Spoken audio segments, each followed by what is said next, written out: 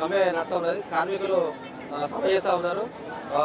44 కార్మిక చట్టాలను రద్దు చేసి 4 లేబర్ కోడ్లు తీసుకొచ్చారు. దాన్ని వ్యతిరేకిస్తూ ఈరోజు కార్మిక సంఘాలు సమ్మె చేస్తూ ఉన్నారు. ఎందుకు చేస్తున్నారు ఈ సమ్మె అనేది వాళ్ళతో మాట్లాడుతున్నారు. ఇక్కడ ఏఐటీసీ రాష్ట్ర ఉపాధ్యక్షులు మోర్గన్ గారు ఇక్కడ ఉన్నారు. ఒకసారి మాట్లాడతారు.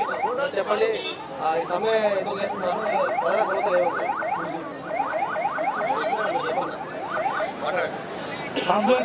ఈరోజు దేశవ్యాప్తంగా సమ్మె జరుగుతుంది.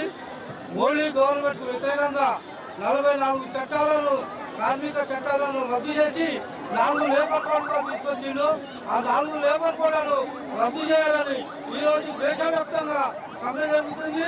ఈ సమ్మెలో కార్మికులు, కర్షకులు, విద్యార్థులు, యువజనులు, వ్యవసాయ కార్మిక రైతులు, ప్రతి కార్మికులు, ఆర్టీసీ కార్మికులు, ఆటో కార్మికులు, సింగరేణి కార్మికులు, విశాఖ ఉక్కు కార్మికులు, ప్రతి కార్మిక రంగం నుండి ఇవాళ ఈ సమ్మెలో పాల్గొంటున్నారు. భారతదేశ వ్యాప్తంగా ఈ సమ్మె జరుగుతుంది. ఈ 4 లేబర్ కోడ్లు ఏవైతున్నాయో వాటిని వెంటనే రద్దు చేయాలని డిమాండ్ చేస్తూ ఈరోజు దేశవ్యాప్తంగా సమ్మె జరుగుతుంది.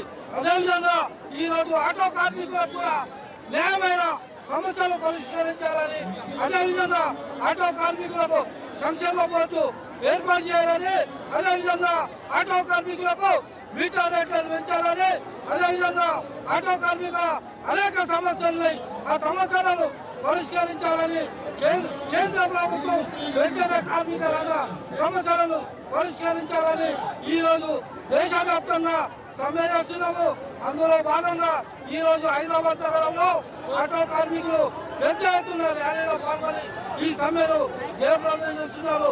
భారతదేశ వ్యాప్తంగా జరుగుతున్న సమ్మెను జయప్రదం చేసిన కార్మిక వర్గానికి ఏఐటీసీ తరఫున విప్లవ జయజయలు పడుతున్నారు.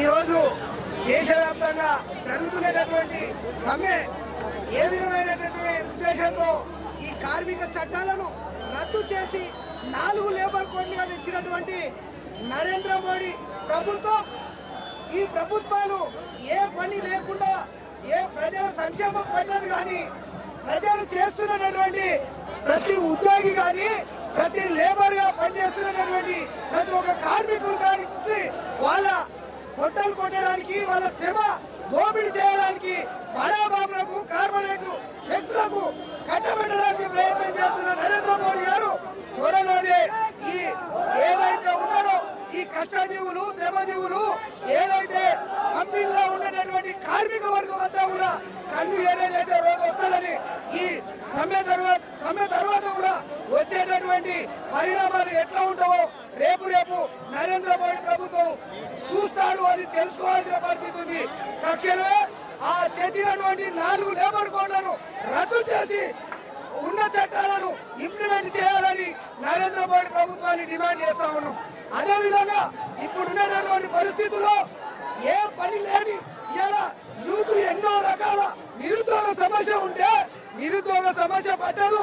ఈ దేశానికి సంబంధించినటువంటి రక్షణ వ్యవస్థ కూడా కరెక్ట్ ఉండదు.